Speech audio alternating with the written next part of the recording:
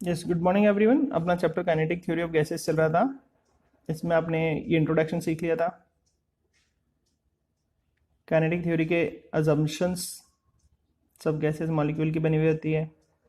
Molecule की size बहुत छोटी होती है। गैसेस कंटिन्यूसली मोशन करते हैं।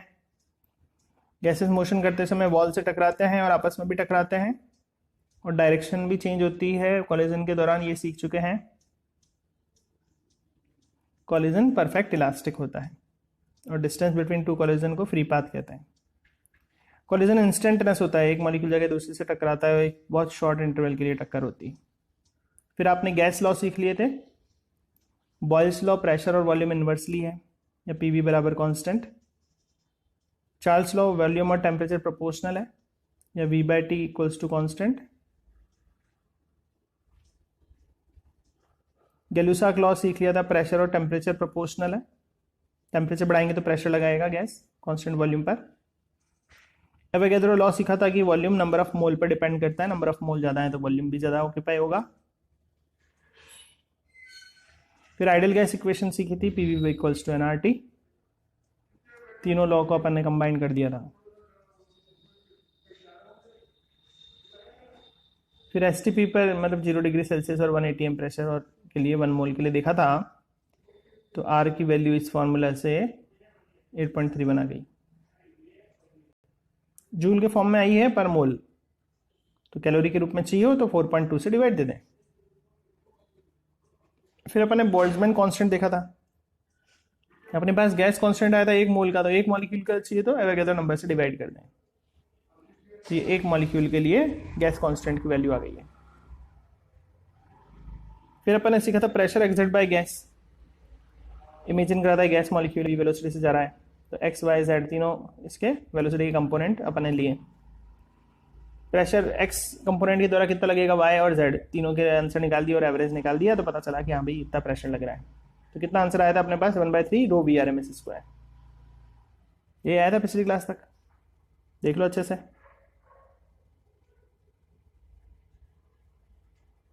ठीक है। उसके बाद अपने kinetic energy per unit volume और प्रेशर में रिलेशन डिराइव करा था। पीछे से प्रेशर का फॉर्मूला उठाया था, काइनेटिक एनर्जी का फॉर्मूला था अपने पास, पर यूनिट वॉल्यूम के लिए 20 से डिवाइड कर दिया था। अभी फर्स्ट इक्वेशन में ऊपर नीचे 2 से मल्टीप्लाई डिवाइड करा, तो देखा अंदर ही अंदर काइनेटिक एनर्जी का फॉर्मूला आ चुका है। तो पता चल गया कि काइनेटिक एनर्जी होगी तो प्रेशर लगाएगा। कितना लगाएगा, 2/3 ऑफ काइनेटिक एनर्जी। उसके बाद अपन ने काइनेटिक एनर्जी और टेम्परेचर में रिलेशन डिराइव करा था। ये फॉर्मूला उठाया था, डेंसिटी को मास अपॉन वॉल्यूम लिख दिया था। वी को इधर ले गए थे तो पीवी हो गया था ये 1/3 mv²। पीवी को आरटी लिख दिया था, 2 से ऊपर नीचे मल्टीप्लाई डिवाइड कर दिया था। ठीक है, इतना आ गया था अपने पास। इसको काइनेटिक एनर्जी लिख दिया, तो K इक्वल्स टू 3/2 RT। एक मोल गैस के लिए, एक मॉलिक्यूल के लिए करना है तो एवोगैड्रो नंबर से डिवाइड देते हैं, और एवोगैड्रो नंबर से डिवाइड देते हैं तो गैस कांस्टेंट अपन एवोगैड्रो नंबर को बोल्ट्जमैन कांस्टेंट के भी बोलते हैं। फिर अपन ने प्रूव करा था कि अगर टेम्परेचर 0 केल्विन हो तो गैसेस का मोशन रुक जाता है। कैसे रुक जाता है, ये RT बराबर 1/3 mv² भी डिराइव करा था आपने। v² आ गया था, v आ गया था। अगर t 0 रख दें इस फॉर्मूले में तो v भी 0 हो जाएगा। ऐसा सीखा था आपने पिछले क्लास में। ठीक है। अब डिग्री ऑफ फ्रीडम, ये क्या सीखा था कि किसी गैस की लोकेशन बताने के लिए, पोजीशन बताने के लिए जितने कोऑर्डिनेट्स चाहिए उनको बोलते हैं डिग्री ऑफ फ्रीडम। ठीक है। तो मोनोएटॉमिक गैस के लिए अपन ने पता करा था 3 होते हैं डिग्री ऑफ फ्रीडम। उसकी लोकेशन बताने के लिए एक्स वाई जेड 3 कोऑर्डिनेट्स ही होते हैं। लेकिन डायटोमिक में रोटेशन भी होता है। 3 तो ट्रांसलेटरी मोशन हो गया एक्स वाई जेड, लेकिन रोटेशन भी होगा। एक्स में जाएगा तो वाई जेड के अकॉर्डिंग रोटेट करेगा, वाई में जाएगा तो एक्स जेड के अकॉर्डिंग रोटेट करेगा, और जेड में जाएगा तो एक्स वाई के अकॉर्डिंग रोटेट करते हुए जाएगा। मतलब 2 रोटेटरी और पार्ट आ गए। और ट्राइएटोमिक गैस के लिए कितने हो गए, 6 हो गए डिग्री ऑफ फ्रीडम।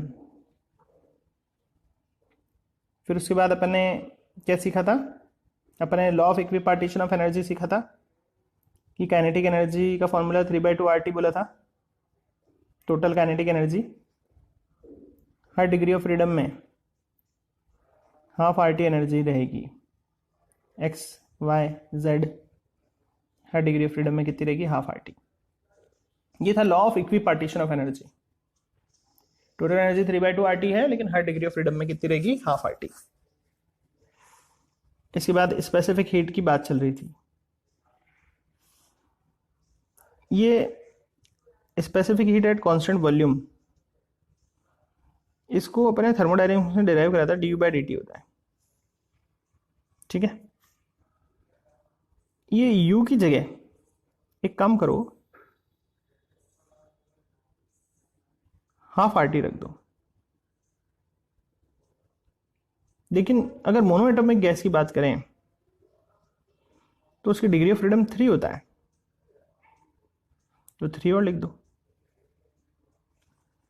तो बाहर कॉमन क्या निकल जाएगा? 3 हो जाएगा कॉमन। क्या बाहर? कांस्टेंट बाहर निकाल देते, थ्रू आ गया, r बाहर आ गया, d/dt ऑफ t बचा। d/dt ऑफ t 1 होता है, तो cv कितना हो गया? 3/2R। Specific heat at constant volume इतनी होगी मोनोएटॉमिक गैस के लिए। अब थर्मोडायनेमिक्स में एक फॉर्मूला सीखा था, Cp - Cv equals to R, सीखा था।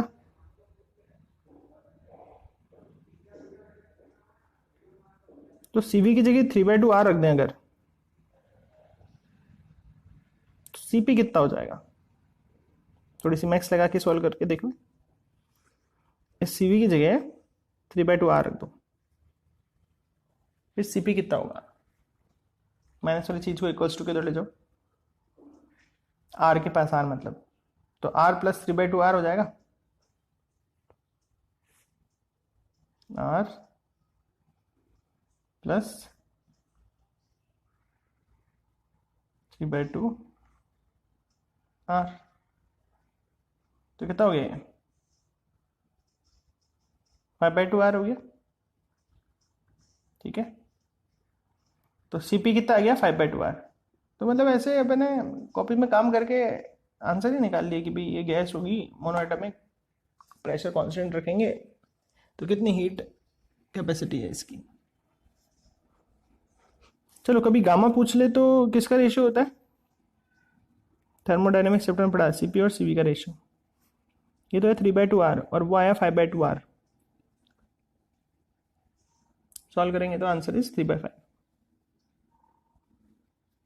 5/3 है ना, Cp ऊपर है। तो गामा फॉर मोनोएटॉमिक गैसेस कितना आया? 5/3। देख लें इसको अच्छे से। ये क्या टॉपिक सीखा अपन ने सीखा कि मोनोएटॉमिक गैस की स्पेसिफिक हीट कैपेसिटी कितनी होगी? 3/2R कांस्टेंट वॉल्यूम पर, और Cp कितनी होगी? 5/2R। फिर गामा कितना होगा? Cp/Cv का रेशियो। ठीक है,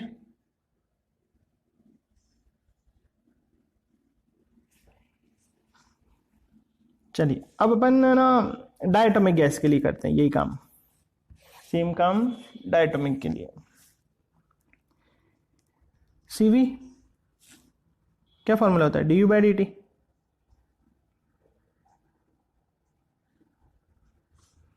डायटोमिक के लिए डिग्री ऑफ फ्रीडम कितनी होती है? 5। और हर डिग्री ऑफ फ्रीडम में कितनी एनर्जी होती है? Half RT। तो टोटल एनर्जी कितनी होगी? 5 × हाफ RT। 5/2R बाहर निकाल दें, d/dt ऑफ t 1 हो जाएगा, तो Cv आ गया। Cp निकालना है तो क्या होता है? Cv प्लस R, क्योंकि Cp - Cv R होता है ना। तो Cv है 5/2R प्लस R, तो आंसर इज 7/2R। क्या आया ये? डायटोमिक गैस के लिए स्पेसिफिक हीट कैपेसिटी। कभी गामा पूछ ले तो गामा होता है Cp और Cv का रेशियो, तो 7/2R और अपॉन में कर दें 5/2R, कितना आ जाएगा? 7/5। देख लें, डायटोमिक गैस के लिए अपन ने गामा फाइंड करा है। ध्यान से देख लें इसको।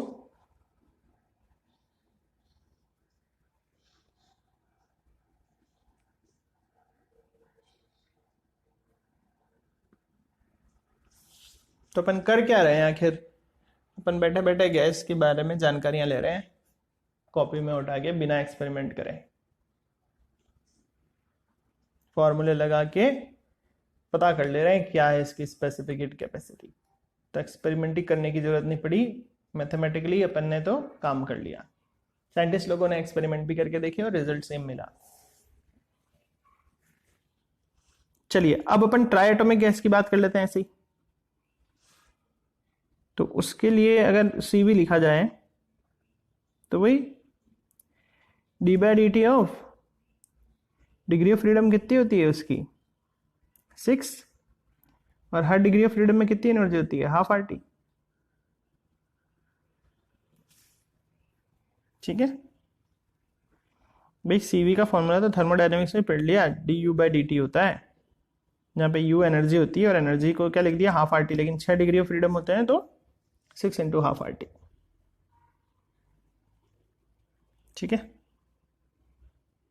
ट्राइटोमिक गैस के लिए यही बात होती है।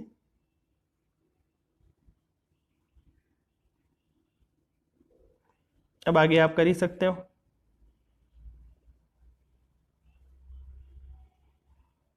अपने आप करके देखिएगा क्या आंसर आता है। चलिए अब आगे अपन पढ़ रहे हैं specific heat capacity of solid. अच्छा, कभी ऐसा भी बोल सकते हैं कि स्पेसिफिक हीट कैपेसिटी निकालो अगर डिग्री ऑफ फ्रीडम दी भी नहीं हो, F दी भी हो। तो CV का फॉर्मूला क्या होता है du/dt होता है। U का मतलब क्या है ½ RT, लेकिन डिग्री ऑफ फ्रीडम भी साथ में लिखना पड़ता है, F × ½ RT।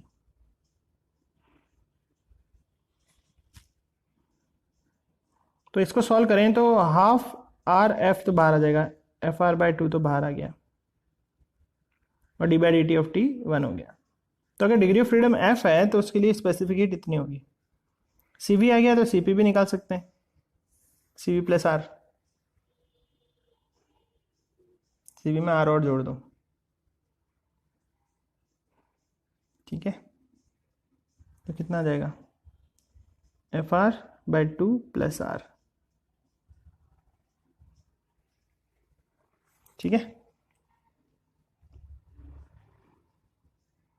देख लें अच्छे से। अब गामा आप निकाल ही सकते हैं, the ratio of CP and CV। CP में CV का डिवाइड दे दो, गामा निकल जाएगा। तो कितना आना चाहिए आप करके देखिएगा, आंसर क्या आना चाहिए देखिए करके एक बार। CP में CV का डिवाइड दे दें,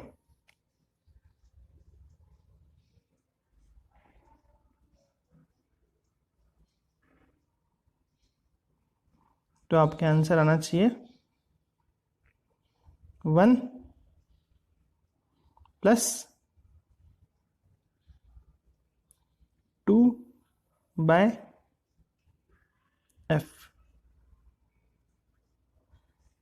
करके देखें।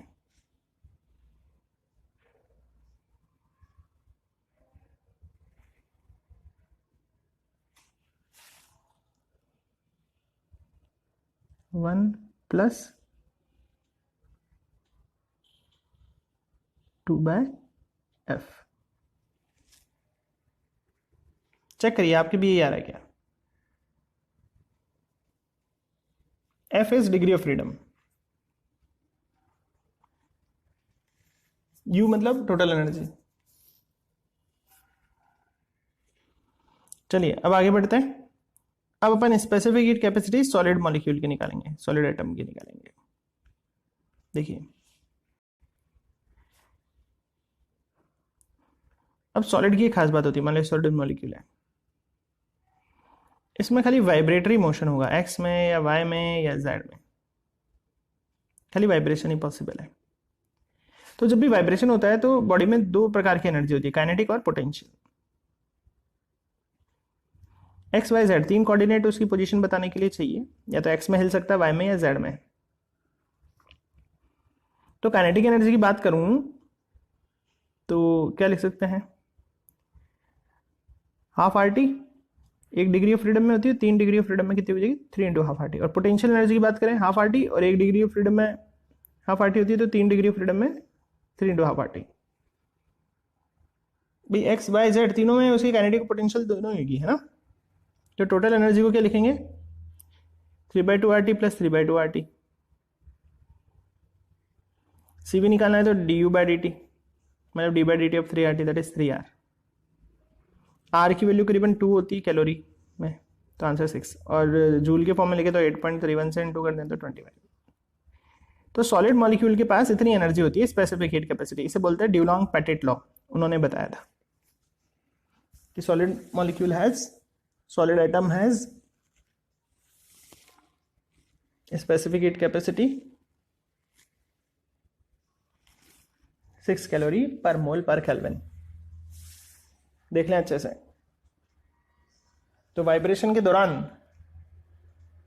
काइनेटिक और पोटेंशियल दोनों होगी, और मॉलिक्यूल अपनी जगह से जा नहीं सकता, तो खाली वाइब्रेट करेगा। तो एक्स या वाई या जेड, 3 वाइब्रेशन पॉसिबल है। हर डिग्री ऑफ फ्रीडम में एनर्जी होती है हाफ आर टी, तो 3 डिग्री ऑफ फ्रीडम हो गया एक तरह से, तो 3 into half R T, kinetic भी पोटेंशियल भी, तो टोटल हो जाएगी दोनों का सम। तो सी वी होता है D U by D T, तो D by D T of U कर दिया, तो अपने पास 3 आर आंसर आ गया। ठीक है, चलिए अब अपन पानी के बारे में पढ़ेंगे, पानी की स्पेसिफिक हीट कैपेसिटी वाटर की।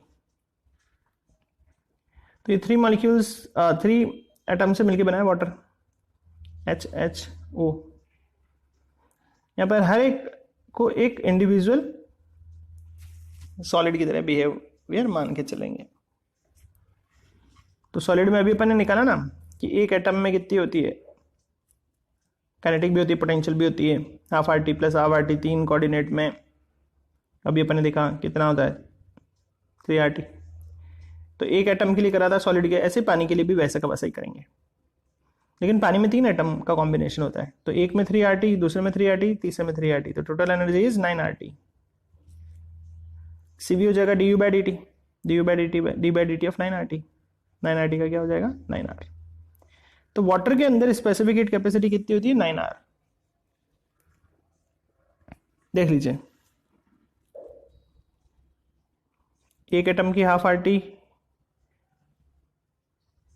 1 डिग्री ऑफ फ्रीडम की 3 की हो जाएगी 3/2 आर टी। अब 3 एटम है तो 3/2 R T, 3/2 R T, 3/2 R T, 3 बार ऐड कर देंगे तो 9 आर टी अपन को मिल जाएगा।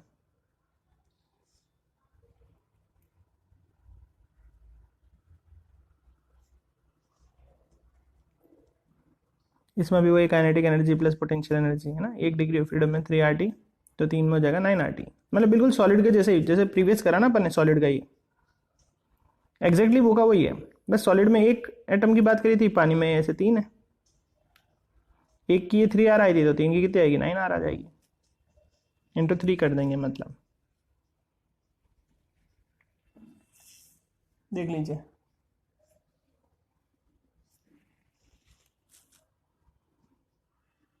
चलिए अब अपन नेक्स्ट टॉपिक सीखेंगे, मीन फ्री पाथ। जैसे गैस का मॉलिक्यूल है, ये दूसरा मॉलिक्यूल है, तीसरा मॉलिक्यूल है, ये से टकराया, फिर गया और किसी से टक्कर हो गई, फिर और किसी से टक्कर हो गई। तो जितना रास्ता चला बिना टकराए, इस रास्ते को फ्री पाथ बोलते हैं। इसे λ1 नाम दे देता हूँ, इसको λ2, इसको λ3। टकराने से पहले जितना पाथ चला उसे क्या बोलते हैं, फ्री पाथ। अब मान लो ये 2 सेंटीमीटर है, ये मान लो 3 सेंटीमीटर है, ये 3 सेंटीमीटर है, तो अब क्या लिखें हम पूरी गैस के लिए, क्या लिखें, मीन देना पड़ेगा। अब मीन कैसे लेंगे, इन तीनों पाथ को जोड़ के क्या करो, देखो कितने बार कोलिजन हुआ, 1 बार, 2 बार, 3 बार, डिवाइड बाय 3, तो पर कोलिजन के बीच में कितना डिस्टेंस है ये पता चल गया। इसे बोलते हैं मीन फ्री पाथ।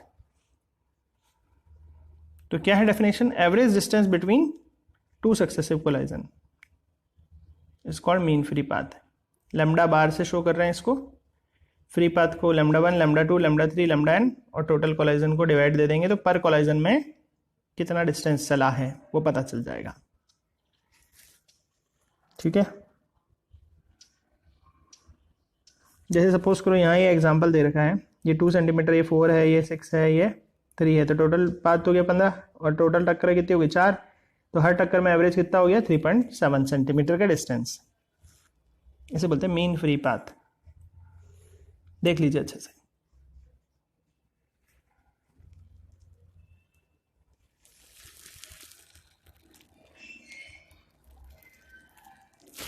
चलिए अब आगे बढ़ रहे हैं।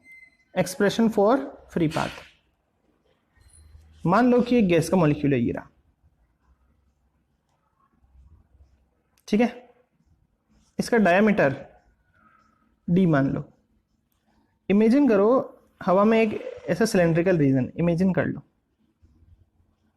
उसका डायमीटर 2d है और यहाँ पर बीच में और बहुत सारे मॉलिक्यूल्स हैं। जैसे इमेजिन करने का बोला, इमेजिन कर लो ये मॉलिक्यूल, ये वाला फर्स्ट वाला, ये अपनी जगह से यहाँ से यहाँ तक पहुँचने में इसको t टाइम लगा v वेलोसिटी से। तो डिस्टेंस का फॉर्मूला वेलोसिटी इनटू टाइम, तो ये पूरा डिस्टेंस कितना हो जाएगा vt।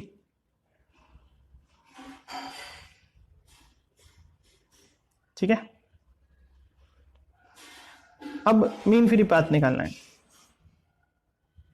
तो उसका फॉर्मूला होता है टोटल डिस्टेंस कितना चला और बीच में कितने टक्कर हैं, वही टोटल डिस्टेंस कितना चला है vt। अब बीच में टक्कर कितनी हुई वो देख लेते हैं। मान लेते हैं इसकी यूनिट वॉल्यूम में n मॉलिक्यूल्स हैं, तो इस पूरे रीजन में टोटल वॉल्यूम v में कितने मॉलिक्यूल होंगे nv, तो ये जाएगा तो सभी से टकरा के जाएगा। तो टोटल कोलिजन कितने होंगे जितने टोटल मॉलिक्यूल्स होंगे। तो यूनिट वॉल्यूम में कितने पार्टिकल है इनटू टोटल वॉल्यूम, तो टोटल पार्टिकल पता चल जाएंगे। देखो number of particle in unit volume को n लिख दिया स्मॉल m, टोटल वॉल्यूम को लिख दिया एरिया इनटू डिस्टेंस। एरिया क्या है पाई d स्क्वायर। कैसे? इस रेडियस को d बोल रखा है, तो इसका एरिया क्या हो गया पाई d स्क्वायर और लेंथ कितनी हो गई vt। तो वॉल्यूम क्या हो जाएगा एरिया इंटू लेंथ। तो टोटल वॉल्यूम को क्या लिख दिया पाई d square into vt। vt से vt कट जाएगा तो दिस इज द आंसर। लेकिन एक्सपेरिमेंट करके देखा तो कुछ इसमें कांस्टेंट आ रहा था। कितना आ रहा था 1/√2। तो साइंटिस्ट लोगों ने वो और पुट कर दिया। डेरिवेशन से तो कहीं पता नहीं चल रहा, लेकिन एक्सपेरिमेंटली आ रहा था। तो ऐसा क्यों आ रहा था? क्योंकि यहाँ तो अपन ने इमेजिन कराया कि ये सारे बीच के मॉलिक्यूल रुके हुए हैं रेस्ट में, तब ये फॉर्मूला निकला। लेकिन असली में सब मोशन करते रहते हैं। तो अपन ने एक रेस्ट के हिसाब से फॉर्मूला निकाल लिया, लेकिन एक्सपेरिमेंटली ये पता चला कि एक कांस्टेंट आ रहा है तो लिख दिया उसको। ठीक है, अब इस फॉर्मूले को और क्या क्या मॉडिफाई कर सकते हैं देखिएगा। Number of particle in unit volume को n बोला था ना, चलो देखो density of the mass upon volume rho बोलते हैं। अगर वॉल्यूम यूनिट है, एक पार्टिकल का मास स्मॉल m है और यूनिट वॉल्यूम में कितना n पार्टिकल है, तो टोटल मास कितना हो जाएगा mn। तो यहाँ से n की वैल्यू क्या हो सकती है डेंसिटी बाय m। तो इस n की जगह डेंसिटी बाय m पुट कर देंगे तो ये नया फॉर्मूला मिल गया। चलो और देखते हैं और क्या हो सकता है। ये पी वी बराबर आर टी तुम जानते हो, तो P हो जाएगा आर टी बाई वी। ऊपर और नीचे n से मल्टीप्लाई डिवाइड कर दो। ठीक है, अभी r बाय n को तो तुम पहचानते हो, क्या बोलते हैं के बी। ये r और नीचे n दिख रहा है ना के बी। और total molecule by total volume, इसे बोलते हैं number of particle in unit volume small n। तो यहाँ पे टोटल ये कैपिटल N बाय वी को स्मॉल n लिख दिया। तो स्मॉल n की वैल्यू कितनी आ गई P अपॉन के बी टी। इसको पुट कर दो यहाँ पर, इस स्मॉल n की जगह P अपॉन के बी टी रख दो। देखो एक फॉर्मूला और डिराइव हो गया। एक बार ध्यान से देखो, निश्चित समझ में आ जाएगा तुम्हें। भाई इधर से दो चीजें निकाली, n की वैल्यू ये भी हो सकती है, n की वैल्यू ये भी हो सकती है, तो यहां पर एक बार ये रख के देखा, एक बार ये रख के देखा, तो मीन फ्री पाथ के दो फॉर्मूले और पता चल गए।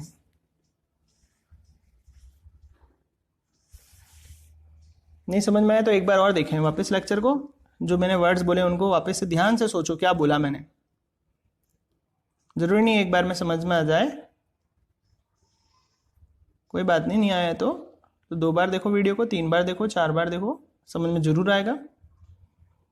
और बहुत सारी बार देखने के बाद भी समझ में नहीं आया तो मेरे को मैसेज कर दो, आपको और अलग ढंग से समझाया जाएगा।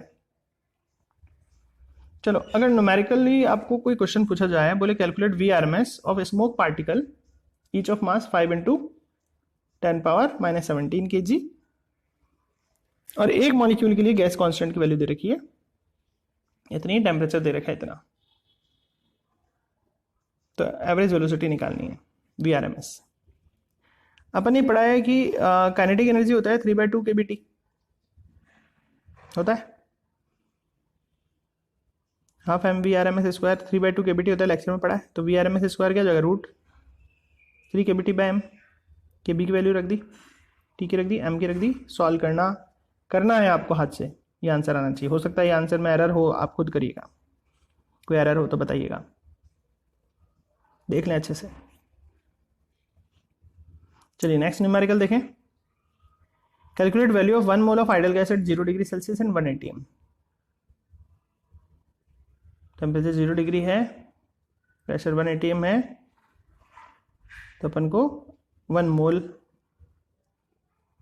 आइडल गैस के लिए वॉल्यूम निकालना है। ये वॉल्यूम निकालना है ना, कैलकुलेट वॉल्यूम है, ये वैल्यू लिख दिया, वॉल्यूम है ये। PV बराबर nRT होता है, तो V हो गया nRT/P। N1 मोल है, R ये है, T ये है, P ये है। सॉल्व करना, 22.4 लीटर आएगा आंसर, चेक करना, करके देखिए।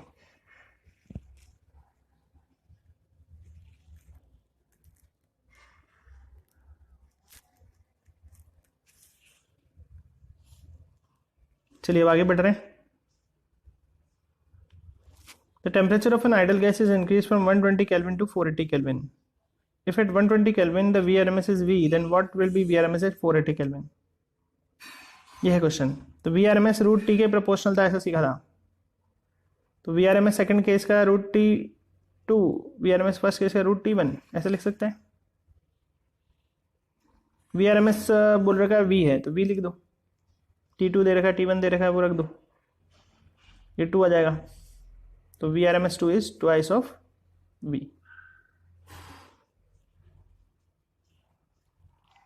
देख लें एक बार।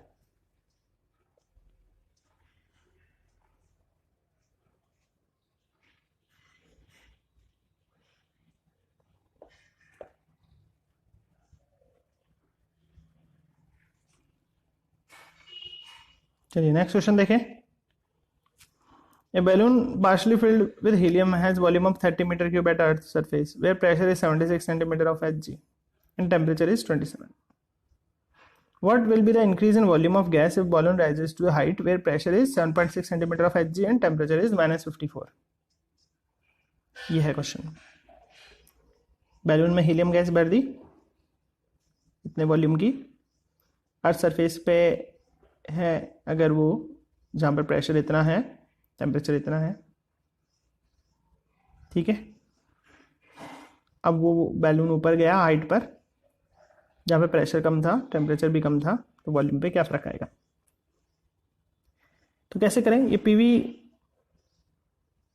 P1 V1/T1 बराबर P2 V2/T2 होता है। भाई ये लॉ पढ़े थे ना, चार्ल्स लॉ, सब लॉ को मिक्स कर दिया, तो V2 ये हो जाएगा। P1 रख दो 76, V1 रख दो 30, T2 रख दो 219। 219 कैसे आया, इसको केल्विन में बदल दिया। T1 को रख दो 300, ये कैसे आया 27 + 273, केल्विन में बदल दिया। P2 रख दो, तो आंसर 219 मीटर क्यूब। अब इंक्रीज इन वॉल्यूम कितना हुआ, फाइनल वॉल्यूम कितना हुआ 219, इनिशियल कितना था 30, 189 का इंक्रीज हुआ है। देख लें एक बार अच्छे से, कॉपी में नोट कर लें।